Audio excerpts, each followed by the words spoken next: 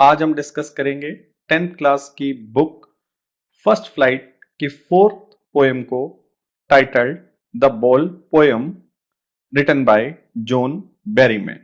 ये जो पोएम है ये एक साइकोलॉजिकल स्टडी है, एक मनोवैज्ञानिक अध्ययन है किसी भी पर्सन के रिएक्शन का जब उसका कोई मटेरियल लॉस होता है, जब उसकी कोई भौतिक हानि होती है।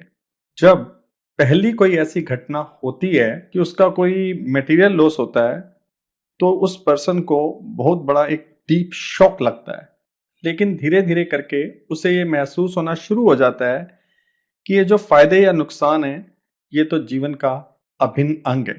They are the part and parcel of our life, they are the part of parcel of human life.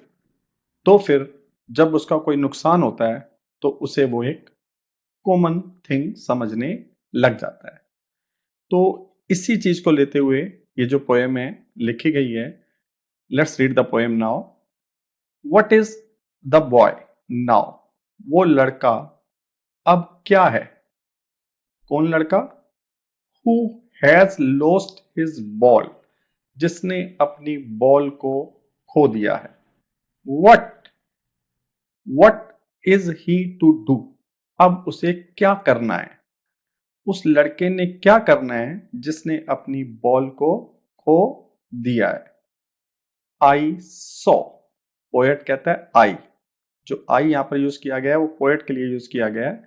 तो पोएट कहता है आई सॉ, मैंने देखा, इट गो, उस बॉल को जाते हुए, मैरिली, खुशी खुशी, बाउंसिंग करते हुए, उछलते हुए, डाउन द स्ट्रीट, स्ट्रीट में नीचे की तरफ जाते हुए देखा मैंने।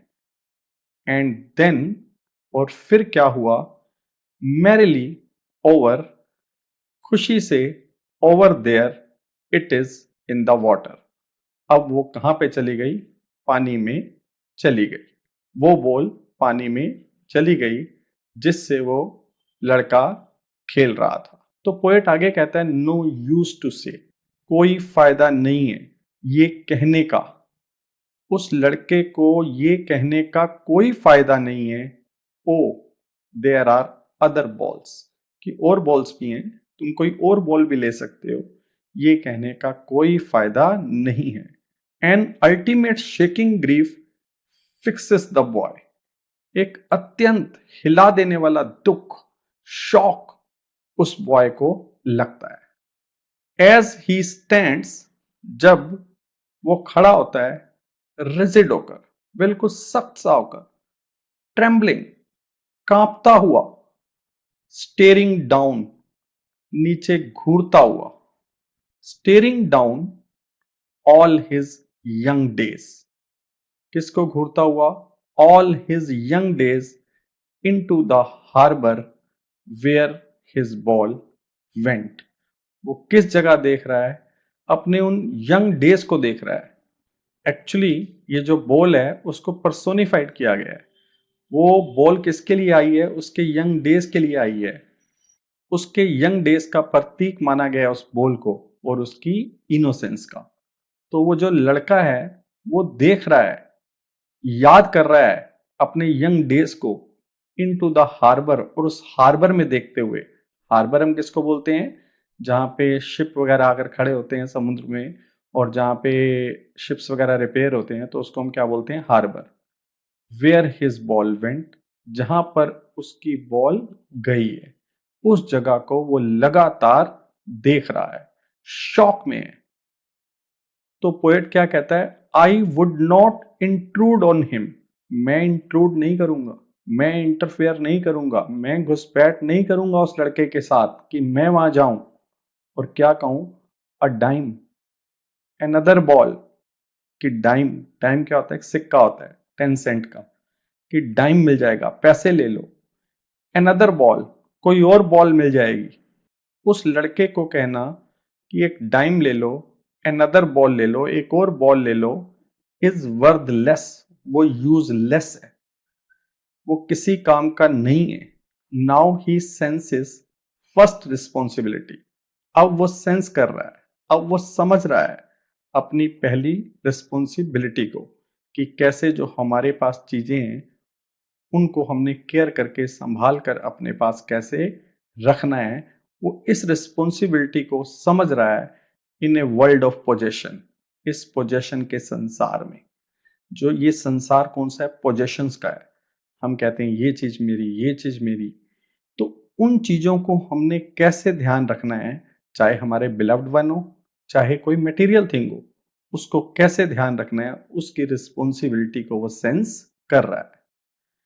पीपल विल टेक बॉल्स, लोग बॉल्स लेंगे। Balls will be lost always, लोग बॉल्स लेंगे। लोगों के पास चीजें होंगी, मटेरियल चीजें होंगी, कई चीजें होंगी, चाहे वो मटेरियल ना भी हो, उनके बिलव्ड वन हो। बॉल्स विल बी लोस्ट, और वो बॉल क्या होंगी, खोएंगी। चीजें हमारे हाथों से जाएंगी, हमेशा जाएंगी। Little boy, and no one buys a ball back, वो चीजें वापस नहीं आती। मनी इज एक्सटर्नल, जो मनी है वो एक्सटर्नल है। मनी से तुम कोई चीज ले सकते हो जो तुम्हारी खो गई हो, लेकिन उस चीज के साथ जो तुम्हारी सेंस ऑफ बिलोंगिंग थी वो वापस नहीं आ सकती। उस चीज के साथ जो आपकी फीलिंग्स जुड़ी हुई थी वो वापस नहीं आ सकती। ही इज लर्निंग, वो सीख रहा है, उसे इस समय एक सीख मिल रही है। Well behind his desperate eyes, किसके पीछे, उसकी होपलेस आइज के पीछे। आंखों से तो वो देख रहा है कि मेरी चीज क्या हो गई, खो गई, लेकिन आंखों के पीछे माइंड में उसे एक समझ भी मिल रही है। वो क्या समझ मिल रही है, द एपिस्टेमोलॉजी, वो एक ज्ञान सीख रहा है, एक नॉलेज उसे मिल रही है, उसे एक समझ मिल रही है कि चीजों का नुकसान कैसे होता है, हाउ टू स्टैंड अप, और अगर नुकसान हो जाए तो उसको सहन कैसे करना है। नोइंग, वो इस समय वो चीज जान रहा है, वो लड़का, what every man must one day know, जो हर आदमी को एक दिन जरूर जाननी चाहिए और उसे जाननी पड़ती है। एंड मोस्ट नो, और ज्यादातर लोग जानते हैं, काफी दिनों तक जानते हैं, हाउ टू स्टैंड अप, कि कैसे सहन करना है। तो लोग ये सहन कर लेते हैं। क्या सहन कर लेते हैं, they come to know that losses and gains are part and parcel of life, कि जो नुकसान है और जो फायदे हैं वो जिंदगी का एक अभिन्न अंग है। और अगर कोई चीज हमारी खो जाती है, नुकसान हो जाता है, तो उस नुकसान को कैसे सहन करना है, और वही चीज वो लड़का इस समय सीख रहा है।